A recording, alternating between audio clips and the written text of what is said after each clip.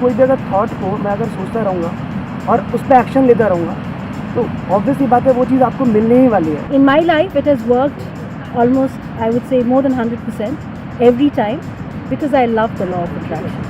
You will never ever attract what you want. You will always attract what you are. Until or unless you just keep on thinking in a room and stick pictures around like we see in the videos, you're not going to get anything until you put in effort. मेरे लिए law of attraction और law of love कुछ नहीं है, हम success की तरफ जाते हैं, सक्सेस हमारे पास नहीं आती। For me, law of attraction has always worked. If I want something and if I'm passionate about that and then I take actions about that and I get it. मैं मानता हूँ कि आप जो काम कर रहे हो उसको एक फीलिंग के साथ करते जाओ, मिलना होगा वो मिल जाता है, 100% मिल जाता है, मुझे मिल रहा है, आप सबको ही मिलेगा। Law of attraction is nothing but science of materialization, and everything we want is just happening just because of law of attraction. जहाँ तक लॉ ऑफ अट्रैक्शन का सवाल है, मैं इसे कोई नाम नहीं देता, जो भी मुझे चाहिए अगर मैं परसिस्टेंट एफर्ट्स उस चीज़ के लिए लगाता हूँ तो वो चीज़ मुझे ज़रूर मिलेगी।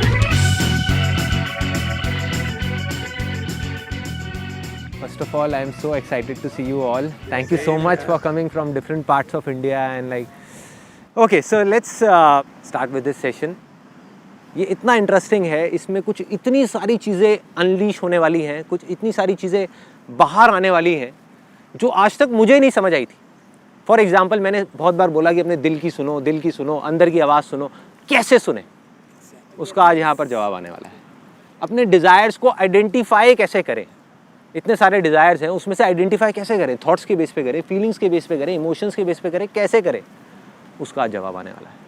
बिलीफ, मैं कहता हूँ बिलीव करो, पूरी दुनिया कहती है बिलीव करो, बिलीफ है क्या? What is belief? कैसे करें, कैसे करते हैं बिलीव, कैसे कोई करता है, कैसे नहीं करता है। So this session is basically about how. दो तरह के लोग हैं जो मेरे सेशंस देखते हैं, एक वो हैं जो मज़े के लिए देखते हैं, उनको इससे कोई मतलब नहीं है कि अंदर क्या हो रहा है क्या नहीं हो रहा। मतलब अगर सिंपल वे में देखा जाए कि अगर उनको फील अच्छा हो रहा है, मज़ा आ रहा है, तो इसका मतलब वो सेशन में मज़ा आ रहा है, हल्का फुल्का है। थोड़ा सा भी दिमाग पे ज़्यादा लोड आ गया, कुछ चीज़ें नहीं समझ में आ रही, कन्फ्यूजन क्रिएट हो रही है, अरे मज़ा नहीं आ रहा यार, मज़ा नहीं आ रहा, simple.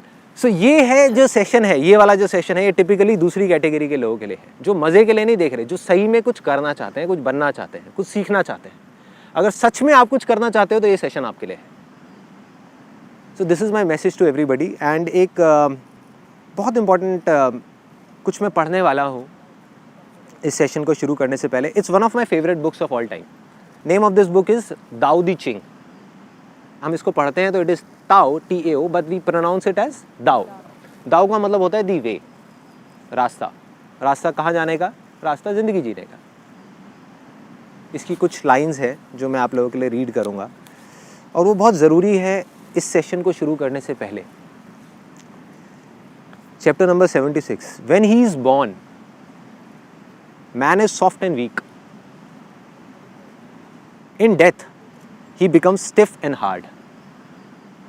Truly, what is stiff and hard is a companion of death. What is soft and weak is a companion of life. So if we want to be alive, we need to be flexible. Flexible not just in terms of our body, but in terms of our mind, in terms of our thinking, in terms of our beliefs. Let's be ready to change it. क्योंकि मैं अपने खुद के कई beliefs को challenge करने वाला हूँ। अभी जैसे जैसे सेशन आगे बढ़ेगा उसमें मैं अपने आप के बारे में नेगेटिव बोलने वाला हूँ। क्यों नहीं? मैं गलत नहीं हो सकता क्या? ज़रूरी है जो मैंने बोल दिया वो पत्थर की लकीर है? क्यों भाई, कल जो मैं था और आज जो हूँ उसमें ज़मीन आसमान का फ़र्क है। तो फिर मेरे थॉट्स क्यों नहीं बदल सकते? क्यों नहीं बदल सकते? मैं गलत क्यों नहीं हो सकता? मैं एक्सेप्ट क्यों नहीं कर सकता कि मैं गलत हूँ? Why not? तो इसी तरीके से जो भी आप इस सेशन को देख रहे हो, चाहे यहाँ पे देख रहे हो, चाहे वीडियो में देख रहे हो, try to be as soft as possible in terms of thinking. उसके बाद में चाहे तो हार्ड हो जाना, आइडियली नहीं होना चाहिए, चाहे तो हो जाना, बट अभी खुले दिमाग से सिर्फ समझने की कोशिश करो कि मैं जो बोलने वाला हूँ, जो मैं एक्सप्रेस करने वाला हूँ, कुछ चीज़ें हैं जो मैंने बहुत अपने डीपर लेवल ऑफ एग्जिस्टेंस पे फील करी है, रियलाइज़ करी है, एक्सपीरियंस करी है, जिसको मैं आप लोगों के साथ में अभी शेयर करने वाला हूँ। अब एक छोटा सा कन्फेशन। अनस्टॉपेबल सेशन को देख करके कुछ लोगों को ये लगा है कि मैं लॉ ऑफ अट्रैक्शन का मजाक उड़ा रहा हूँ। लगा है ना? सो अब अगर आप ध्यान से देखोगे उस सेशन को, तो मैंने उनका मजाक नहीं उड़ाया, कुछ बातों का मजाक उड़ाया है, और अगर किसी इंसान का मजाक उड़ाया तो खुद का उड़ाया। क्यों? क्योंकि मैं पास्ट में, आप में से कुछ लोगों को शायद पता भी नहीं होगा, मैं बता देता हूँ कि जब मैंने लाइफ चेंजिंग सेमिनार्स करने शुरू करे थे तो सेशन के एंड में मैं एक प्रिंट आउट देता था सबको, और उस प्रिंट आउट में सबसे ऊपर एक बुक का नाम लिखा होता था, recommended, strongly recommended by Sandeep Maheshwari, the secret, law of attraction, simple. So मैं खुद स्ट्रांगली उसमें बिलीव करता था। उसके अलावा इल्यूजन टू रियलिटी वाला जो मेरा सेशन था, उसमें मैंने आगे जाकर के जो डिटेल में एक्सप्लेनेशन दिया वो तो ठीक था, उसमें तो फोकस किया काम पे, 32 बार चबाने पे, जो मैं कहता हूँ कि काम पे फोकस करो बजाय कि किसी सपने पे फोकस करने के। लेकिन शुरू में जो मैंने 3 एग्जांपल्स दिए थे, जो लोगों को बोला था कि आप इमेजिन करो कि आपका एक 1 BHK फ्लैट है, वो आपको मिल गया है, इमेजिन करो कि आप एक फॉरेन टूर पे चले गए हो, इमेजिन करो कि आपका एक बिजनेस है, आप वहाँ पर बैठे हुए और आप सोचने लग गए तो अपने आप सच हो जाएगा, आपको कुछ करना नहीं पड़ेगा। ये क्या था? लॉ ऑफ अट्रैक्शन था। मतलब मैं खुद उसको मानता था, ऐसा नहीं है कि मैं नहीं मानता था। तो और ये बात कोई बहुत ज़्यादा पुरानी नहीं है, मे बी 5-6 महीने हुए होंगे इस बात को। और अगर आप एक और चीज़ को नोट करोगे तो मैंने आज तक अपने किसी भी सेशन में किसी के बारे में भी, चाहे लॉ ऑफ अट्रैक्शन हो, चाहे ये हो वो, किसी के बारे में कभी नेगेटिव नहीं बोला। तो मैं क्यों नेगेटिव बोल रहा हूँ लॉ ऑफ अट्रैक्शन के बारे में? क्यों बोल रहा हूँ? कोई ना कोई वजह है, और वो वजह क्या है मैं आपको बता देता हूँ। मैं अपने एक दोस्त से मिला जिसने आकर के मुझे बहुत थैंक्स किया, मतलब दैट गाय, उसने आकर के मुझे बोला कि संदीप भाई तेरी वजह से मज़ा आ गया और मैं गोवा फ्री में घूम के आ गया अपनी फैमिली के साथ में। तो मुझे समझ नहीं आया, तो उसने फिर समझाया, कहता कि तूने मेरे को बताया था ना लॉ ऑफ अट्रैक्शन के बारे में, मैंने जा करके देखा, उसको समझा, और वहाँ पे मैं गया था गोवा में, जिस होटल में वो रुका हुआ था उसी होटल के अंदर एक कैसीनो है। कहता वहाँ पे जा करके मैंने उसको अप्लाई किया लॉ ऑफ अट्रैक्शन को, और प्रॉपर तरीके से मैंने अप्लाई किया। मैंने कहा एग्जैक्टली तूने क्या किया ज़रा बताएगा? तो रूले नाम की एक गेम होती, आप लोगों को पता है रूले? नहीं पता तो गूगल में जा करके डाल के देख लेना। उसमें बहुत सिंपल है, नंबर्स होते हैं बहुत सारे, उसमें से एक नंबर आपको चूज़ करना होता है। अगर वो नंबर आ गया तो आपको 1 का 35 मिल जाता है। ओह आई थिंक यहाँ से सीधा वहीं की टिकट कटने वाली है गोवा की। सो सीधा 1000 रुपये आपने लगाया, 1000 रुपये का कितना हो जाएगा? 35,000। अगर नो लिमिट टेबल है, 1 लाख रुपये लगाया तो 1 लाख का कितना हो जाएगा? 35 लाख। उस बंदे ने क्या किया, अपना इसको समझ करके वीडियो को देखा और अपने लॉ ऑफ अट्रैक्शन को अप्लाई कर दिया वहाँ पे गैम्बलिंग में। कहता मैंने एक नंबर पकड़ लिया कि 0, कोई और नंबर पे मैं पैसा नहीं लगाऊंगा। बाकी लोग क्या करते हैं, चेंज करते रहते हैं नंबर बार बार। कहता मैं चेंज नहीं करूँगा, सिर्फ 0 पे पैसा लगाऊंगा। उसने अपनी टेक्निक निकाली कैसीनो में जीतने की, जुए में जीतने की। उसने 0 पे पैसा लगाया। कहता मैंने एक बार लगाया, लेकिन अपनी लॉ ऑफ अट्रैक्शन की पूरी पावर को मैंने लगा दिया कि 0 आएगा आएगा आएगा आएगा आएगा। कहता एक बार लगाया नहीं आया, 2 बार लगाया नहीं आया, 4 बार लगाया नहीं आया, 10 बार लगाया नहीं आया। कहता 15वीं बार आ गया। मतलब मैंने 15,000 रुपये गंवाए और 35,000 रुपये कमाए। क्लियर है यहाँ तक? यहाँ तक क्लियर है? कहता फिर मैंने दोबारा शुरू किया और मेरा फेथ बढ़ गया, मेरा जो बिलीफ है वो बढ़ गया, वो स्ट्रांग हो गया अपनी लॉ ऑफ अट्रैक्शन की पावर्स पे कि ये काम कर रहा है। कहता मैंने दोबारा लगाना शुरू किया, नहीं आया नहीं आया नहीं आया नहीं आया, 25 बार नहीं आया, 30वीं बार 30th टाइम जा करके आ गया। कहता बस फिर तो देख, फिर तो मेरा जो बिलीफ है वो और स्ट्रांग हो गया। जैसे ही मेरा बिलीफ स्ट्रांग हुआ, जो उसके आने के चांसेस हैं वो और ज़्यादा बढ़ गए।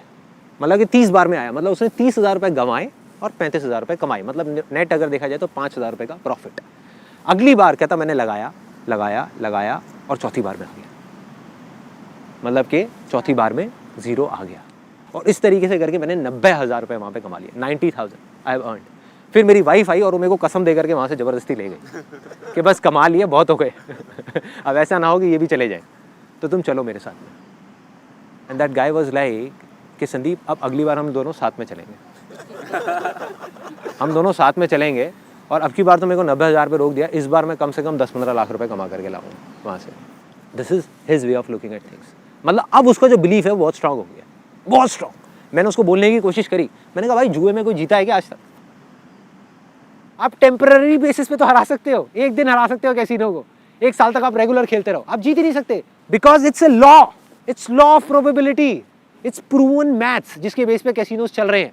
और करोड़ों नहीं, अरबों नहीं, खरबों रुपए का रोज काम हो रहा है वहां पे, और एक भी आदमी जीत के नहीं निकलता।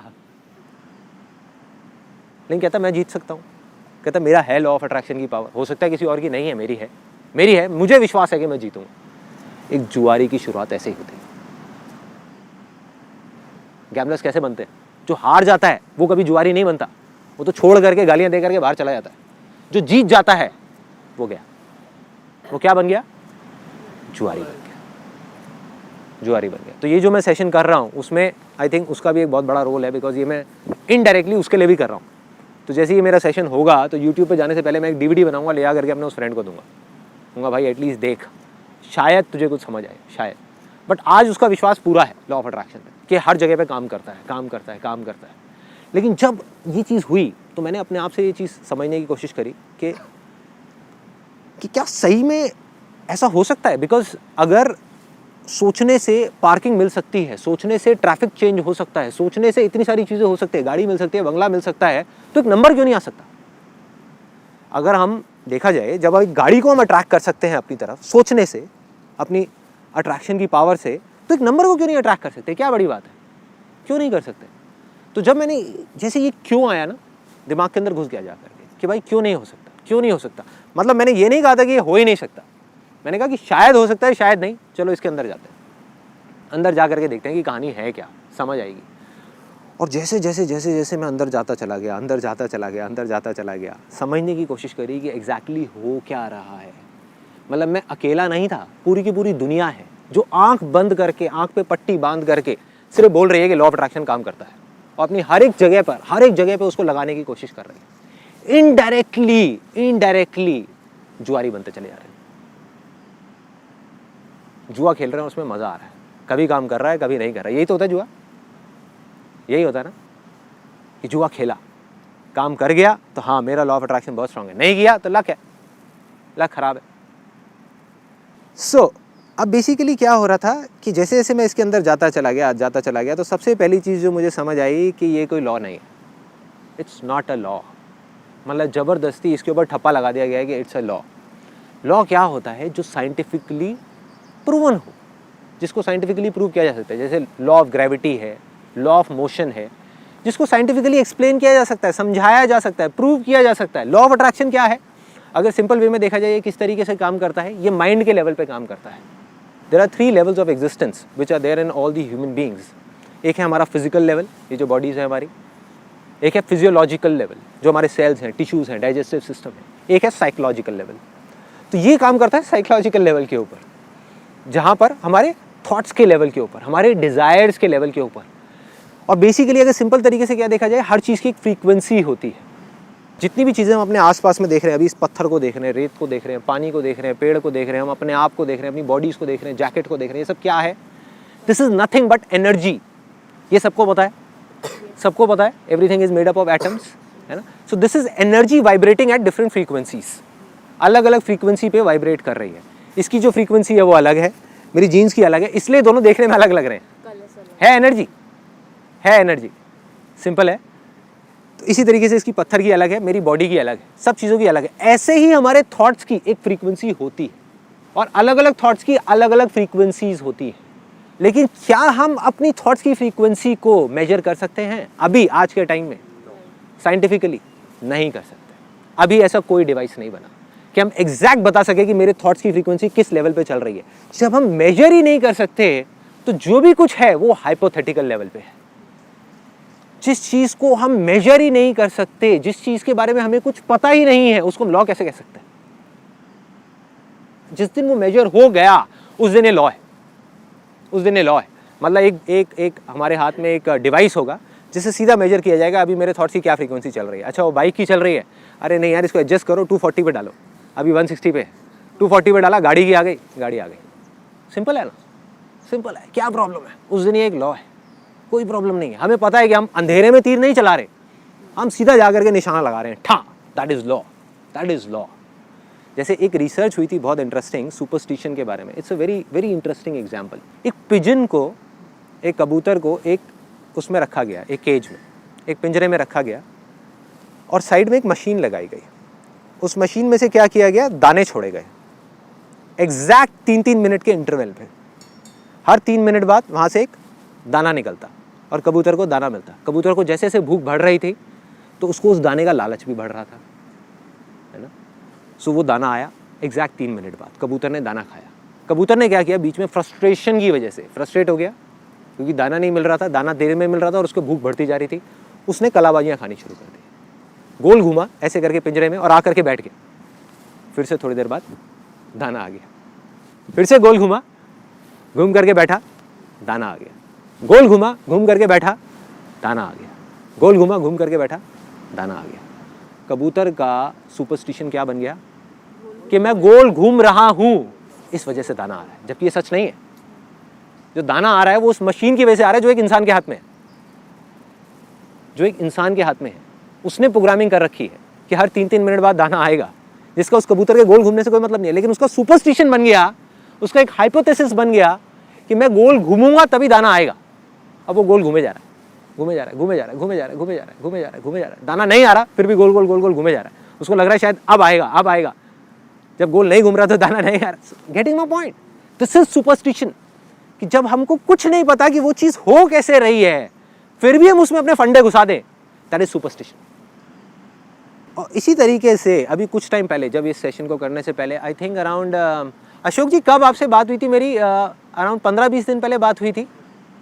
कहते कि मैं इस्कॉन टेम्पल में गया था जहाँ पे आपके सेशंस होते थे, वहाँ पे मैंने आपको देखा और मेरे अंदर एक अर्ज आई कि मुझे यहाँ पर इस कंपनी को ज्वाइन करना है। मैंने अपना रिज्यूम भेजा और मैं यहाँ पर आज इस कंपनी में बैठ गया। इसका मतलब क्या हुआ कि मेरा लॉ ऑफ अट्रैक्शन बहुत स्ट्रांग है। मैंने कहा कि अगर ऐसा है तो इसका मतलब तो भाई लॉ ऑफ अट्रैक्शन काम करता है। मैंने कहा अशोक जी आप बताओ, क्योंकि मैं तो अब खुद डायरेक्टली इन्वॉल्व हूँ नहीं ऑपरेशंस में, हमारे पास कितने रिज्यूम्स आते होंगे उन लोगों के जो आज हमारी कंपनी में काम करना चाहते हैं? तो कहते हैं बहुत आते हैं, हज़ारों पड़े हैं मेरे पास में। मतलब there are hundreds and hundreds of resumes that we receive every month. मैंने कहा क्या उनका लॉ ऑफ अट्रैक्शन स्ट्रांग नहीं है? आपका स्ट्रांग था, उनका नहीं है। उन्हें जॉब क्यों नहीं मिल रही हमारी कंपनी में? वो भी तो करना चाहते हैं। क्या उनमें से कुछ लोग ऐसे हैं जो बेसिकली आपसे ज्यादा इस कंपनी के साथ में जुड़ना चाहते हैं, मेरे साथ में जुड़ना चाहते हैं? उन्होंने कहा हाँ है। मैंने कहा फिर ऐसा क्यों है कि वो यहां पर नहीं है और आप यहां पर हो? समझा दो। और मैंने कहा कि क्या आपने, आप कह तो रहे हो कि लॉ ऑफ अट्रैक्शन की वजह से हुआ, क्या आपने लॉ ऑफ अट्रैक्शन को प्रैक्टिस किया जिस वजह से आप इस कंपनी के अंदर हो, जिस तरीके से बताया गया था? 3 स्टेप्स होते हैं, आस्क, बिलीव एंड रिसीव। मैंने कहा आपने ask, have you asked for it? क्या आपने देखा मेरे सेशन को होते हुए, और क्या रोज रात को बैठ करके आपने मांगा कि मैं इस यहाँ पर इस कंपनी में चला जाऊँ, मैं चला जाऊँ, मैं चला जाऊँ, मैं चला जाऊँ? क्या ऐसा कुछ आपने किया? कहते नहीं किया। मैंने कहा फिर आपने क्या किया? कहते मैंने अपना रिज्यूम मेल कर दिया यहाँ पर। मैंने कहा एक छोटा सा फ़र्क आ गया आप में और उन लोगों में जो जेन्युइनली लॉ ऑफ अट्रैक्शन को प्रैक्टिस कर रहे थे। छोटा सा फ़र्क आ गया। इन्होंने इमीडिएट एक्शन लिया, देखा और अपना रिज्यूम उठा करके मेल कर दिया। तो मैंने कहा क्या हुआ? गारंटी नहीं हुई कि आपको जॉब मिलेगी, प्रोबेबिलिटी बढ़ गई आपकी। उन लोगों से जो लॉ ऑफ अट्रैक्शन को प्रैक्टिस तो कर रहे थे लेकिन साथ में कोई एक्शन नहीं ले रहे थे। बहुत लोग आए, हज़ारों लोग आए जिन्होंने देखा सेशन को होते हुए, मेरे सेशंस को, उनके मन में आया कि हमको भी जुड़ना है यहाँ पर कंपनी में, किसी तरीके से जुड़ना है, कुछ करना है, कुछ करना है। उन्होंने क्या किया? सोचते रहे, है ना? कोई एक्शन नहीं लिया। आपने एक्शन लिया, मतलब आपकी प्रोबेबिलिटी बढ़ गई। दूसरी तरफ एक्शन भी बहुत सारे लोगों ने लिया। एक्शन भी ऐसा नहीं अकेले आपने लिया, एक्शन भी बहुत सारे लोगों ने लिया। हज़ारों रिज्यूम्स आए, उसमें से भी आप यहाँ पर हो, बाकी लोग नहीं है। क्यों? जॉब होनी तो चाहिए ना भाई, कहाँ से मिलेगी? सीधा सा फंडा है ना। There are some things which are beyond our control, जो हमारी समझ से बाहर है। ये जो पूरा का पूरा फंडा है, ये मेरी भी समझ से बाहर है कि ऐसा क्यों हो रहा है। किसी को आ रहा है समझ में? आ रहा है। अब हमारा माइंड क्या करेगा? हमारे माइंड को जैसी कोई चीज़ नहीं समझ आएगी ना, you will start off with finding reasons. For example, if you are sitting here, तो भी माइंड किस तरीके से काम कर रहा होगा? यू वुड से कि देखो मेरा लॉ ऑफ अट्रैक्शन कितना स्ट्रॉन्ग है, मैंने सोचा था कि मैं यहाँ पर बैठा हूँ, मैं बैठी होंगी और देखो मैं बैठा हूँ। बाकी के लोग, बाकी के 1000 लोग, क्या उन्होंने नहीं सोचा था? हो सकता है आपसे ज़्यादा सोचा होगा, आपसे अच्छे तरीके से सोचा होगा, आपसे अच्छे तरीके से प्रैक्टिस करी होगी। क्या पता वो आपसे ज़्यादा डिजर्विंग भी हो, क्या पता कमी उसके अंदर हो जो सिलेक्शन कर रहा है। क्यों नहीं हो सकती? कमी मेरी टीम में क्यों नहीं हो सकती? मेरे में क्यों नहीं हो सकती? क्या पता जो इस वीडियो को देख रहे हैं वो आपसे ज़्यादा डिजर्विंग हो, वो यहाँ पर नहीं है, उनका लॉ ऑफ अट्रैक्शन आपसे ज़्यादा स्ट्रॉन्ग है, वो यहाँ पर नहीं है, आप यहाँ पर हो। क्या वजह है? समझा दो। तो जो चीज़ हमको नहीं समझ आ रही उसको हम क्यों समझने की कोशिश कर रहे हैं? क्यों ले जा करके उस पर हम एक ठप्पा लगाने की कोशिश कर रहे हैं? हमें सिर्फ ये देखना है कि हम क्या कर सकते हैं। सिंपल, कि कोई चीज़ हमारे कंट्रोल से बाहर है, सबसे पहले तो एक्सेप्ट करोगे हाँ this is beyond our control, तभी तो हम कुछ कर सकते हैं। अगर हम बोलते रहे एक चीज़ जो हमारे कंट्रोल में है ही नहीं, हम बोलते रहे कि नहीं ये मेरे कंट्रोल में है, कंट्रोल में है, कंट्रोल में है, अटक गए। जब हमने ये एक्सेप्ट कर लिया तो अब हम देख सकते हैं कि हमको क्या एक्ट करना है, हम क्या स्टेप्स उठा सकते हैं, हम क्या कर सकते हैं, हम कैसे आगे बढ़ सकते हैं। अब आते हैं बैंग ऑन, सीधा पॉइंट पे कि भाई लॉ ऑफ अट्रैक्शन। और ये बड़ी मज़ेदार गुत्थी है, गुत्थी वो वाली नहीं, वो जो कॉमेडी नाइट्स में आती थी एक एक्चुअल गुत्थी है। गुत्थी क्या है कि यार सबसे पहला स्टेप जो बताया गया है वो बताया गया आस्क, यही है, correct me if I am wrong, यही है सबसे पहला स्टेप लॉ ऑफ अट्रैक्शन का, आस्क, मांगो। क्या मांगो? जो हमारे डिज़ायर्स हैं। डिज़ायर्स कहाँ से आते हैं? कहाँ से आते हैं डिज़ायर्स? थॉट से आते हैं। अब कैसे डिसाइड करें, कैसे डिसाइड करें कि किस थॉट को मांगना है, किसको नहीं मांगना? एक दिन में 60,000 से ज़्यादा थॉट्स आते हैं, ये भी बताया गया है हर जगह पर। तो उसका एक रास्ता बताया गया है काफ़ी जगह पे, वो है अपनी फीलिंग्स के बेस पे हम डिसाइड कर सकते हैं, इमोशंस के बेस पे हम कॉल ले सकते हैं। ये एक रास्ता है। क्या ये रास्ता ठीक है?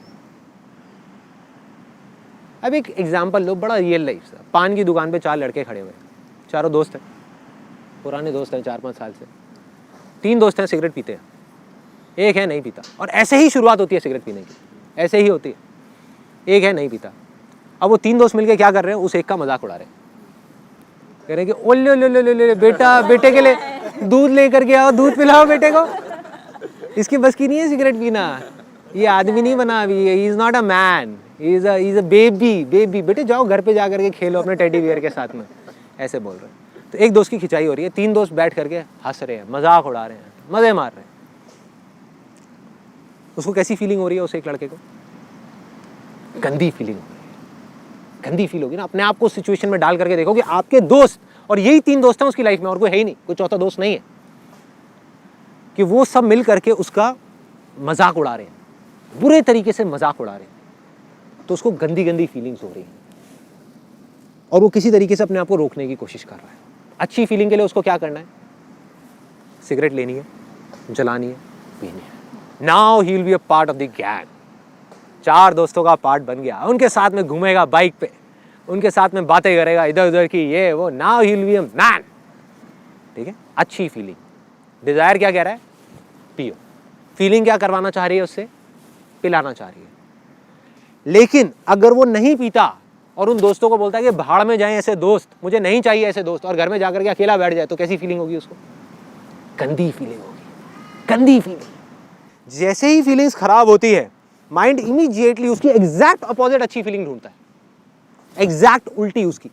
फॉर एग्जाम्पल, अगर वाइफ से लड़ाई हुई तो इमीडिएटली एक आदमी जा करके उसको ऑफिस में अगर कोई दूसरी फीमेल होगी जो थोड़ा अच्छे से बात करेगी, वो अच्छी लगने लग जाएगी इमीडिएटली। या फिर वो उसको पूरा उसको ठीक करने के लिए अगर कहीं लड़ाई हुई तो जा करके खाना खाने लग जाएगा, ओवर ईटिंग करने लग जाएगा, मतलब किसी तरीके से अपनी फ्रस्ट्रेशन को निकालेगा। सिगरेट, जबकि पता है कि वो अपने लिए हार्मफुल है, लेकिन सिगरेट पीना शुरू कर देगा। Feelings are temporary. इस चीज को हमको अपने दिमाग के अंदर घुसाना है, तभी इन फीलिंग से हम लड़ सकते हैं, चाहे अच्छी हो चाहे बुरी हो। जिसके पीछे हम भाग रहे हैं वो टेम्पररी है। जितना हम भागते रहेंगे भागते रहेंगे भागते रहेंगे, वो उतना ही हमको घुमाती रहेगी घुमाती रहेगी घुमाती रहेगी। सिंपल। सो जरूरी नहीं है कि जो फीलिंग्स अच्छी हैं वो काम भी हमारे लिए अच्छा हो। तो अब सवाल वहीं आ जाता है घूम फिर के, तो फिर डिसाइड कैसे करें?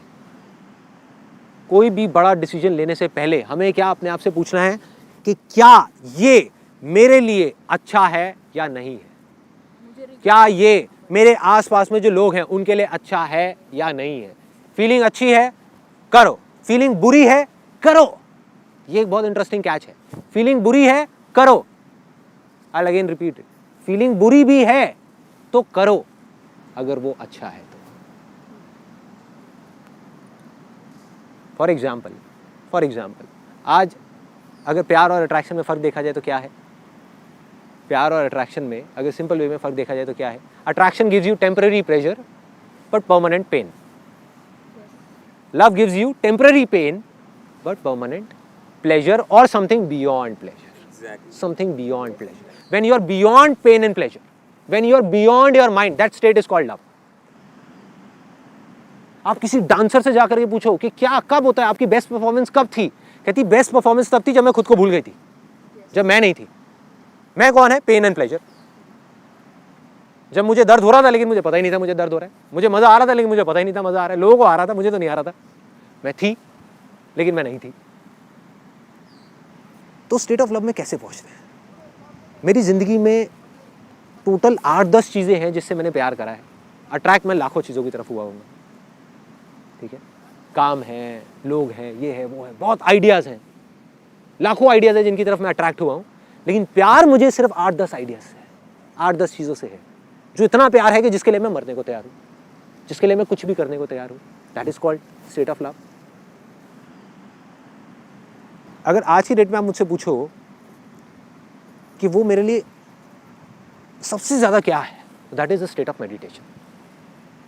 मेडिटेशन। रिवाइंड करते हैं, 3 साल पीछे चले जाते हैं। मेडिटेशन मेरे से एक दिन में 10 सेकंड भी नहीं होती थी। I used to hate meditation like anything, hate meditation. मतलब मेरी जिंदगी का सबसे बड़ा प्यार अगर मैं फीलिंग्स के बेस पे चूज करता तो क्या मैं कभी वहां तक पहुंचता? नहीं पहुंचता, नहीं पहुंचता। क्योंकि फीलिंग्स क्या करवाएंगी? बेकार है ना, छोड़ना। माइंड क्या करेगा? दर्द हो रहा है यार, नहीं बैठा जा रहा। जो एक आसन होता है ना, सिंपल सुख आसन, उसमें मैं 1 मिनट नहीं बैठ सकता था। फिर भी मैंने कहा कि जो होगा देखा जाएगा, on the basis of my will power. क्योंकि मुझे पता था कि जो काम मैं कर रहा हूँ वो सही है। फीलिंग बेकार है, कोई बात नहीं, भाड़ में गई फीलिंग्स। करता गया, करता गया, करता गया, करता गया, करता गया, योग करता गया, करता गया, करता गया, प्राणायाम करता गया, करता गया, करता गया, करते करते करते करते आज I can do the most complicated of asanas in yoga. तो I am not doing it for feeling yoga, हाँ, I am doing it because I love doing it, because love is irrespective of feelings. If I am in love with my wife तो कभी मुझे उसके साथ में अच्छी feeling होती है, कभी मुझे खराब फीलिंग्स होती है, still I love her and I always be with her. ये नहीं कि अपने कुछ फ्रेंड्स की तरह या कुछ लोगों की तरह कि जब तक फीलिंग अच्छी हो रही है तब तक प्यार है, जिस दिन फीलिंग खराब हो रही है बेकार है, डिवोर्स। ये क्या तरीका हुआ भाई? बस टेम्पररी पेन प्लेजर, बस अट्रैक्शन था। अरे नहीं भाई, प्यार means you need to be there. चाहे दर्द हो रहा है, चाहे अच्छा लग रहा है, कोई फर्क नहीं पड़ता, करना है तो करना है भाई। और मजे की बात बताऊं, आज अगर आप अपनी फीलिंग्स के अकॉर्डिंग चलते हो तो आपके हाथ में नहीं है, एक मार्केटर के हाथ में है, एक एडवर्टाइजर के हाथ में, वो आपको कैसा फील कराए। गाड़ी की कोई बढ़िया सी ऐड दिखा दे, बाइक कोई बढ़िया सी दिखा दे, चाहे आपकी बजट से बाहर होगी, आप पागल हो जाओगे। फीलिंग्स ट्रिगर हो गई ना, फीलिंग्स, इमोशंस 5 सेंसेस के थ्रू आपके ट्रिगर कर दिए, आपके हाथ से आपका कंट्रोल गया, अब उसके हाथ में आपकी लगाम है, वो जो चाहेगा आपसे कराएगा। यही हो रहा है, यही हो रहा है। जो लोग सक्सेसफुल नहीं हो पाते किसी भी फील्ड में, वो फीलिंग्स की तरफ भागते रहते हैं। जब तक फीलिंग अच्छी हो रही है करते रहो, फीलिंग खराब हो रही है छोड़ो, कोई और चीज़ ढूंढो जहाँ पे अच्छी फीलिंग हो रही है। जैसे आपने कहा सक्सेसफुल और अनसक्सेसफुल में एक ही डिफरेंस है, अनसक्सेसफुल वाला फीलिंग के साथ चेंज हो जाता है। जैसे कि अगर मैंने कहा मुझे टॉप करना है पर यार मुझे नींद आ रही है ना अभी, चलो सो जाओ, मजे करो, कंफर्ट जोन बेटर है। और दूसरा बोलेगा कि यार मेरे को फीलिंग आए नहीं है, मेरे को पढ़ना है, करना ही है। Bang on, bang on. You know what, जो अनसक्सेसफुल लोग होते हैं ना, वो एक दिन में अपने आप से 10 कमिटमेंट करते हैं और जिंदगी में एक भी पूरा नहीं करते, उसके एंड तक नहीं जाते। जो सक्सेसफुल लोग होते हैं वो 1 महीने में 1000 कमिटमेंट्स को छोड़ते हैं, मतलब थॉट्स को, डिजायर्स को छोड़ते हैं और सिर्फ एक कमिटमेंट करते हैं, लेकिन मरते दम तक उसको पूरा करते हैं। तो जस्ट गो फॉर इट।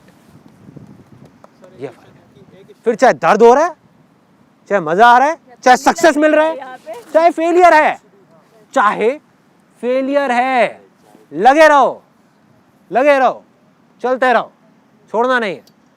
जो सही लग रहा है वो करते रहो, करते रहो। यहां तक क्लियर हो गया कि अपने डिजायर को डिस्कवर कैसे करना है, आपके लिए क्या अच्छा है, बस this is the most important. Feelings is secondary. अब आ जाओ कि अब डिजायर तो हमको पकड़ में आ गया, अब क्या करें? अब क्या करें? 2 रास्ते हैं।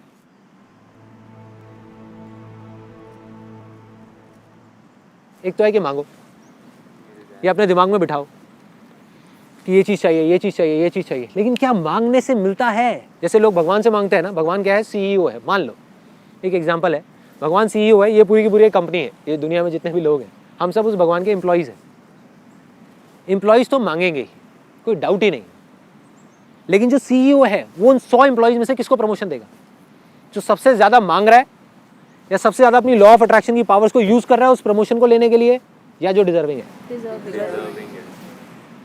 खेल खत्म, खेल खत्म। तो मांगने का क्या फ़ायदा है? जो जितना ज़्यादा मांगेगा वो ज़्यादा अच्छा होगा। उस CEO को कौन ज़्यादा अच्छा लगेगा? अगर आप CEO हो, just imagine it for a sec, I will give it a pause. अब आपके नीचे 10 लोग काम कर रहे हैं, उसमें से एक को या प्रमोशन दे सकते हो क्योंकि सीट एक ही खाली है, 10 को नहीं मिल सकती। अब आप किसको दोगे प्रमोशन उन 10 में से?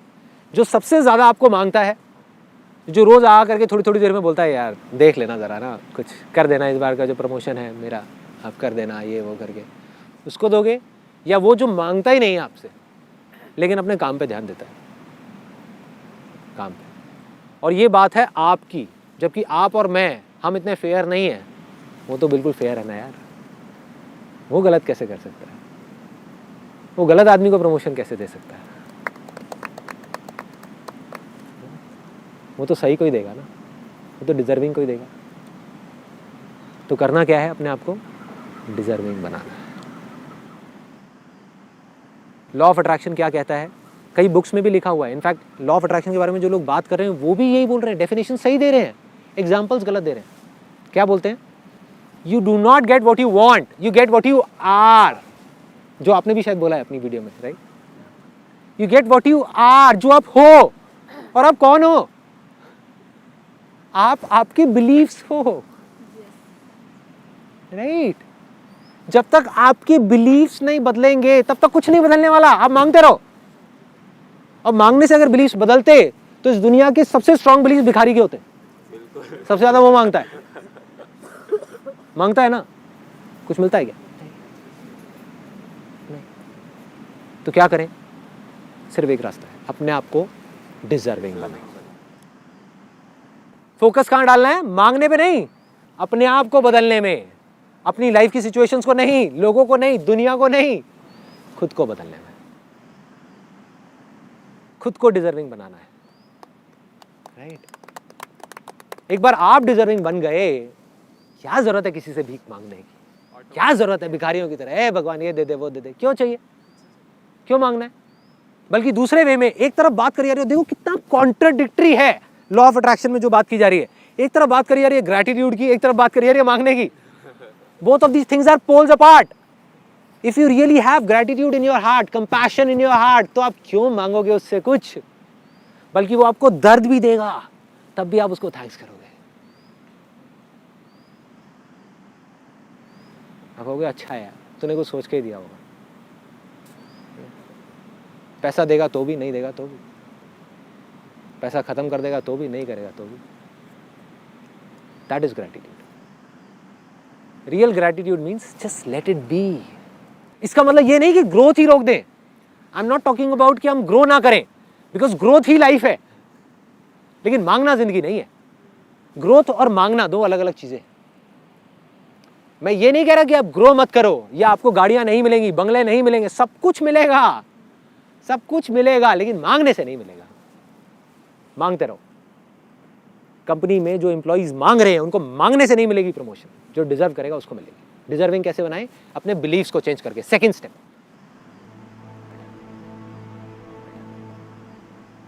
क्या है ये बिलीफ? क्या इच्छा शक्ति ही बिलीफ है, विल पावर ही बिलीफ है, या बिलीफ कुछ और है? Getting my point? क्या ये दोनों सेम है या अलग अलग चीजें हैं? एक विल पावर है एक इंसान की कि मुझे ये काम को करना है और मैं किसी भी हालत में करके रहूंगा, क्या यही बिलीफ है या बिलीफ कुछ और है? फॉर एग्जाम्पल, आपके अंदर डिजायर है, बहुत जबरदस्त डिजायर है कि मुझे ना ऑपरेशन करना है एक पेशेंट का जा करके अभी किसी हॉस्पिटल में। दूसरी तरफ एक डॉक्टर है जो अभी अभी अपना MBBS करके निकला है, उसका भी एक डिजायर है कि मुझे ऑपरेशन करना है। तीसरी तरफ एक सर्जन है जिसको 15 साल का एक्सपीरियंस है, उसके अंदर कोई डिजायर नहीं है। तीनों जाकर के ऑपरेशन करते हैं। किसका ऑपरेशन सक्सेसफुल होने के चांसेस ज्यादा है? सर्जन का। यही बिलीफ। बिलीफ इज नथिंग, इतना हुआ है बिलीफ। बिलीफ क्या है? Belief belief is knowledge and experience, बस, और कुछ नहीं है बिलीफ। लोग कहते हैं ना विश्वास करो विश्वास करो विश्वास करो। किस पे विश्वास करें भाई?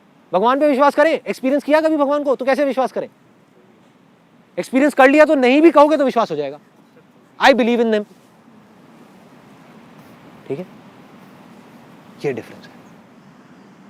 जिस भी चीज़ की आपको नॉलेज होती चली जाती है, तो जितनी होती चली जाती है, जितना एक्सपीरियंस होता चला जाता है, आपका बिलीफ उतना ही स्ट्रांग होता चला जाता है। आज यहाँ पर for example Vikas is there, like say who is the creative head in our company, जिसको इतने सालों का एक्सपीरियंस है, हज़ारों शूट्स कर चुका है अच्छे से अच्छे लेवल के, वो फोटोग्राफी करे। और एक ऐसा लड़का जिसकी अभी आप बात कर रहे थे कि वो पढ़ाई छोड़ करके और कैमरा ले करके बोलता है कि मैं इससे अच्छी फोटोग्राफी कर दूंगा फोटो को देख करके, इसमें क्या बड़ी बात है? कह तो देगा, लेकिन जब करने की बारी आएगी ना, यहाँ पे 2 दिन में वो बाहर है हमारी कंपनी से। He will not get what he want, he will get what he is। वो कौन है? वो कौन है? उसका बिलीफ। उसका बिलीफ क्या है कि वो एक फोटोग्राफर है ही नहीं, वो फोटोग्राफर बनना चाहता है। बट अगर वो सच में फोटोग्राफर बनना चाहता है तो उसको अपना बिलीफ स्ट्रॉन्ग करना होगा। बिलीफ कैसे स्ट्रॉन्ग होगा? नॉलेज एंड एक्सपीरियंस से। कोर्स करना पड़ेगा, समझना पड़ेगा, उससे भी नहीं होगा। थियोरेटिकल नॉलेज भी गेन कर ली, जैसे उस डॉक्टर के पास थियोरेटिकल नॉलेज तो थी, लेकिन सर्जन के पास एक्सपीरियंस था। Experience is bigger than knowledge. Finally उसको एक्सपीरियंस गेन करना पड़ेगा। जितना एक्सपीरियंस उसका बढ़ता चला जाएगा, उतना ही उसका बिलीफ बढ़ता चला जाएगा। तो बिलीफ को स्ट्रांग करने का क्या तरीका है? कर्म किए जा भाई। जो गीता में लिखा है हमको समझ नहीं आ रहा, लोग उसका मतलब ये निकाल रहे हैं कि इसका मतलब फल नहीं मिलेगा। ये नहीं है, ये फल मिलने का ही एक रास्ता है। The more you learn, the more stronger will be your belief. जितना स्ट्रॉन्ग आपका बिलीफ होगा, उतने स्ट्रॉन्ग आप होगे, उतने स्ट्रॉन्ग आपका माइंड होगा, उतनी स्ट्रॉन्ग आपकी बॉडी होगी। जितने स्ट्रॉन्ग आप बनते चले जाओगे, उतनी ही बड़ी सक्सेस होगी। सिंपल है, ये सब कनेक्टेड, सब कनेक्टेड। लपेटते चलो, अपना फोकस रखो ज्ञान पे, नॉलेज पे, एक्सपीरियंस पे, खुद के कैरेक्टर को स्ट्रॉन्ग करने में। Be the change you want to see in the world. इसका मतलब क्या है? किसी भी इंसान को देख लो जिसने भी कुछ अच्छा किया है जिंदगी में, उसने सबने एक ही बात बोली, फिर हम उस बात को छोड़ करके कहीं और चले जाते हैं और फिर घूमते रहते हैं, फिर सोचते हैं कि यार क्या हो रहा है, खुशी क्यों नहीं मिल रही? इसीलिए नहीं मिल रही। 2 स्टेप कंप्लीट हो गए, हमने अपने आप को डिस्कवर कर लिया, बिलीफ भी स्ट्रांग हो गया। तीसरा स्टेप क्या है? एक्शन। ऐसे बहुत सारे लोग हैं जिनका बिलीफ भी स्ट्रांग है, डिजायर है कि मेरे को कुछ बड़ा करना है, फिर भी करते नहीं है। फॉर एग्जाम्पल एक सर्जन है, उसका बिलीफ है, 15 साल का एक्सपीरियंस है उसके पास में, नॉलेज भी है, ठीक है, उसके अंदर डिजायर है कि मुझे गांव में जा करके एक बड़ा अपना हॉस्पिटल सेटअप करना है, वो नहीं कर रहा, एक्शन नहीं ले रहा। और जब तक वो नहीं करेगा तब तक उसकी लाइफ इनकम्प्लीट है। It's his ultimate calling, is the reason for his existence, फिर भी वो एक्शन नहीं ले रहा। क्यों नहीं ले रहा एक्शन? एनर्जी नहीं है उसके पास उस एक्शन को लेने के लिए। एनर्जी चाहिए एक्शन लेने के लिए। एनर्जी कहाँ से आती है? एनर्जी हमारी फीलिंग्स और इमोशंस से आती है। देखो फीलिंग्स और इमोशंस तो रहेंगे, मैंने ये कहा उसके बेस पे आप डिसाइड मत करो अपने डिजायर को, लेकिन मैंने ये नहीं कहा कि फीलिंग्स और इमोशंस गायब हो जाएंगे आपके अंदर से। हम क्या कर सकते हैं? फीलिंग्स और इमोशंस को कंट्रोल भी नहीं कर सकते, उसको डायरेक्शन दे सकते हैं। जैसे ही हम अपने बिलीव्स को बदल देते हैं, हम अपने पर्पस को बदल देते हैं, काम को करने के मकसद को बदल देते हैं, the way of looking at thing changes. जैसे ही हमारे बिलीव्स बदलते हैं, पर्पस बदलता है, हमारी परसेप्शंस चेंज हो जाती है। परसेप्शंस क्या है? जैसे हम चीज़ों को देख रहे हैं, जैसे हम चीज़ों को देखने का नज़रिया बदल देते हैं, फीलिंग्स चेंज हो जाती है। तो अब क्या करना है यहाँ पर? लास्ट स्टेप में एक्शन लेने से पहले अपने आप से पूछना है कि क्यों करना है। जैसे ही नेगेटिव इमोशन दिखे, छोड़ो, हटाओ, या तो उस काम को हटाओ या उस पर्पस को हटाओ, या तो काम चेंज या purpose change. It has to be a purpose which gives positive emotions, positive feelings. ठीक है? तो by default, once you become and once you start doing it, then there will be a stage जहाँ पर आप खुद वो purpose बन जाओगे। अब आपको पर्पस नहीं चाहिए, शुरू में आपको पकड़ के रखना पड़ेगा। धीरे धीरे धीरे धीरे वो पर्पस धीरे धीरे आपके बिलीफ सिस्टम में इंटीग्रेट हो जाएगा। वो पर्पस, वो वजह, वो आपके बिलीफ सिस्टम में चला जाएगा, आपके अंदर तक चला जाएगा। और जब वो चला गया तो ऑटोमेटिकली वहाँ से फीलिंग जनरेट हो रही होंगी जो पॉजिटिव ही होंगी, क्योंकि पर्पस पॉजिटिव है। उसमें गलत कैसे हो सकता है? फॉर एग्जाम्पल मदर टेरेसा है, अगर उसका पर्पस पॉजिटिव है, कंपैशन है, तो कंपैशन ही आएगा ना बाहर। एंगर कैसे आ सकता है? नहीं आ सकता। गांधी जी का पर्पस क्लियर है, non violence, this is what he stand for. Look at any great leader in the history of this world, everybody stood for something which they strongly believe in. वो believe क्या, कहाँ से बना? वो एक दिन में नहीं बना, पहले उसकी शुरुआत हुई पर्पस से।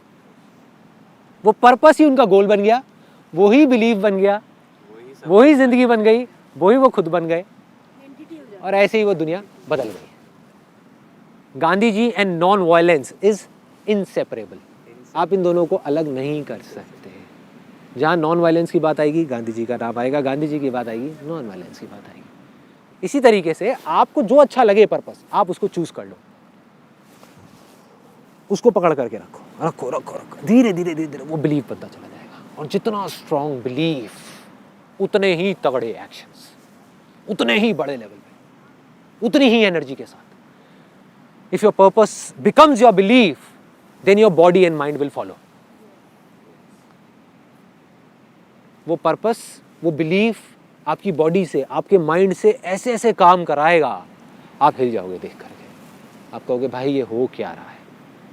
और अगर वो पर्पस नेगेटिव हुआ तब भी वो आपसे ऐसे ऐसे काम कराएगा कि और लोग भी और आप खुद भी देख करके हिल जाओगे कि ये कर क्या रहा है, ये कर क्या रहा है। राइट? आपकी फोटोग्राफ आ गई, आपने नाम बोला Usama bin Laden.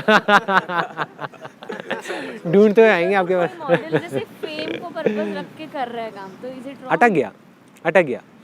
Fame is temporary, fame is temporary because fame आज है कल नहीं है। और देखो कोई भी टेम्पररी पर्पस आप पकड़ते हो, फेम के साथ में क्या आएगा, ग्रीड आएगा। मतलब मुझे फेम मिल जाए। फेम क्या है, मतलब किसी और से मेरा ज्यादा नाम है, उसी को फेम बोलते हैं ना। तो अगर किसी और का आपसे ज्यादा फेम आ गया तो क्या आएगा, जेलसी आ जाएगी। जिसका कम होगा आपसे नाम, उसका क्या आएगा, कितना बेकार आदमी है, ये तो कुछ नहीं, दो कौड़ी का है मेरे सामने। ऐसे ही होता है। जिसके पास में पैसा ज्यादा होता है वो अपने से नीचे वालों को बेवकूफ समझते हैं, ऊपर वाले के आगे ऐसे ऐसे करके घूमते हैं। क्यों कर रहे हैं? We are what we believe in. और हम अगर फीलिंग्स के थ्रू उसको चेंज करने की कोशिश कर रहे हैं तो फीलिंग्स कुछ नहीं है हमारे, it is manifestation of our existing beliefs. जो हमारे एग्जिस्टिंग बिलीव्स हैं उसी के अकॉर्डिंग फीलिंग्स हो रही हैं। तो अगर आपको अपनी जिंदगी में कुछ भी बदलना है तो फीलिंग्स के अकॉर्डिंग अगर आप चले तो कुछ नहीं बदलने वाला, आपको बिलीव्स को बदलना है। बिलीव्स को बदला फीलिंग्स बदलेंगे, फीलिंग्स बदला इमोशंस बदलेंगे, इमोशंस बदला एनर्जी बदलेगी, एनर्जी बदली आप बदलोगे, आप बदले दुनिया बदलेगी, दुनिया बदलेगी सब कुछ बदलेगा, सब कुछ बदल जाएगा। Now comes the last. सब कुछ हो गया, एक्शन तक समझ आ गया। एक्शन कैसे लेना है, एक्शन कहाँ से आएगा? एक्शन आता है इमोशन से, फीलिंग्स से। फीलिंग्स कहाँ से आती है? पर्पस से। पर्पस या तो खुद बनेगा गोल के थ्रू, या आप पर्पस बनाओगे उसके अकॉर्डिंग गोल्स बनाओगे। दोनों में थोड़ा सा फर्क है। गोल के according purpose taken for granted. अरे पर्पस है नहीं है, क्या फर्क पड़ता है, काम तो हो रहा है ना, पैसा तो आ रहा है ना, चलता है। पर्पस है भाई, इस पर्पस से बाहर गोल नहीं बनाने वाला मैं। नॉन वायलेंस मतलब नॉन वायलेंस, समझ गए? That is purpose. फिर वो गोल्स टिकते हैं, आपको कोई हिला नहीं सकता। अनस्टॉपेबल में याद है मैंने बोला था, मैं किसी में दम नहीं होगा कि आपको हिला भी सके। So last but not the least, action भी ले लिया। क्या आप गारंटी है कि आपको जो चाहिए वो मिल जाएगा? नहीं है, एब्सोल्युटली नहीं है। तो क्या करें? रिसीव का तो सवाल ही नहीं उठता ना। Ask, believe and receive. Receive, जहां भी रिसीव आपके दिमाग में आ गया, घुस गया, ग्रीड आ गई, इसका मतलब मिलने की पॉसिबिलिटी है। क्या मिलेगा? हो सकता है जितना आप चाह रहे हो उससे बहुत ज्यादा मिल जाए, हो सकता है ना मिले। How does it make a difference? You are doing it for the love of doing it. Getting my point? कम मिले ज्यादा मिले वो एक सेपरेट इशू है। तो आइडियल सिचुएशन क्या है वो भी मैं आपको बता देता हूँ, और सेकंड बेस्ट क्या है, थर्ड बेस्ट क्या है, तीनों ऑप्शंस बता देता हूँ। आइडियल सिचुएशन ये है कि आप किसी भी आउटकम के बारे में सोचो ही नहीं। That is the ideal situation. मतलब एक्शन लेना नहीं छोड़ रहे आप, अपनी तरफ से एक्शन लेते चले जा रहे हो, कर्म करते चले जा रहे हो, फल को छोड़ रहे हो। This is called the state of love. No outcome required, nothing at all. क्या होगा पता नहीं, पता नहीं। This is the best state to be in if you want to be in a state of flow, ideal situation. Second best situation, outcome को पकड़ो लेकिन focus वहां मत करो, कर्मों पे करो। गोल सेट करो, अपने बोर्ड बनाओ, जितने भी विजन बोर्ड हैं, ये है वो है, सारा कुछ गोल सेटिंग करो। फोकस वहां मत करो, फोकस काम पे करो। That is the second best situation. Not as good as the first one, ठीक है, जहाँ पर किसी विजन बोर्ड की कोई ज़रूरत नहीं है, पर्पस की ज़रूरत है, पर्पस के अकॉर्डिंग गोल्स बन रहे हैं, जिसके लिए कोई विजन बोर्ड नहीं है, ठीक है। तीसरी सिचुएशन कि आप काम गया तेल लेना, काम को छोड़ दो और सिर्फ उधर ध्यान दो, मुझे ये चाहिए, मुझे वो चाहिए, अरे मुझे ये नहीं मिला, मुझे वो नहीं मिला, मुझे इस इंसान से ये चाहिए। हर एक से कोई ना कोई मतलब, इंसान से मतलब, सिचुएशन से मतलब, काम से मतलब नहीं है तो हटाओ, साइड करो, जब तक मतलब निकल रहा है उसके साथ में रहो, नहीं है तो छोड़ो, अपना मतलब निकालो और आगे बढ़ो। यही हो रहा है दुनिया में, यही हो रहा है। क्यों हो रहा है? उसकी जड़ क्या है? कहाँ से आ रही है ये सब चीज़ें? यहीं से आ रही है। जो आदमी कंपटीशन के लिए लड़ेगा या कंपटीशन के लिए काम करेगा या किसी चीज़ को हासिल करने के लिए काम करेगा, उसके अंदर जेलेसी आने के, ग्रीड, ठीक है, लालच आने के, नफरत आने के, ये सब चीज़ें, ईगो बढ़ने के चांसेस क्या है। और ईगो सिर्फ ये नहीं होती कि मेरे पास में ये है या मैं ये कर सकता हूँ, मैं ये नहीं कर सकता, ये भी ईगो है। मैं तेरे से कम हूँ, ये भी ईगो है, ये भी ईगो ही बोल रही है तेरी, तू नहीं बोल रहा। ना मैं किसी से कम हूँ, ना मैं किसी से ज़्यादा हूँ, मैं हूँ, मैं हूँ। That is a state of being. So at the end all I can say is कि ये बातें हो सकता है, अब जो मैं लाइन आपको बोलने वाला हूँ, हो सकता है समझ आए, हो सकता है ना आए, उसको सिर्फ सुन लेना और हो सके तो अंदर तक जाने देना। नहीं समझ आता कोई बात नहीं, कि अगर आप जिंदगी में सच में उस खुशी को एक्सपीरियंस करना चाहते हो, which is called the state of bliss, which is beyond pleasure, beyond happiness, beyond everything, तो उसका सिर्फ एक तरीका है, सिर्फ एक, कोई दूसरा तरीका नहीं है। Your mind has to be at peace. आपका जो मन है वो शांत होना चाहिए, भीड़ में भी शांत, शोर में भी शांत। शोर मतलब बाहर नहीं, थॉट्स का शोर, थॉट्स आ रहे हैं जा रहे हैं, लेकिन आपका मन शांत है, you are at peace, then you are in a state of bliss. That is the ultimate goal of human life. और कुछ नहीं, इसके अलावा और कुछ नहीं। जितना आप मटेरियलिस्टिक चीज़ों की तरफ भागते जाओगे, उतना ही माइंड और डिस्टर्ब होता चला जाएगा। जितना इन चीज़ों को हम पकड़ के भी छोड़ देंगे, उतना ही हम एट पीस होते चले जाएंगे। सब कुछ आने दो, एक्सेप्ट ग्रेसफुली। लास्ट स्टेप जिसकी मैं बात कर रहा हूं, 3 स्टेप कौन से थे? Desire, belief and action, then comes the last step which is accept. चाहे सक्सेस हो या फेलियर हो, एक्सेप्ट करो। खुशी हो या दुख हो, एक्सेप्ट करो।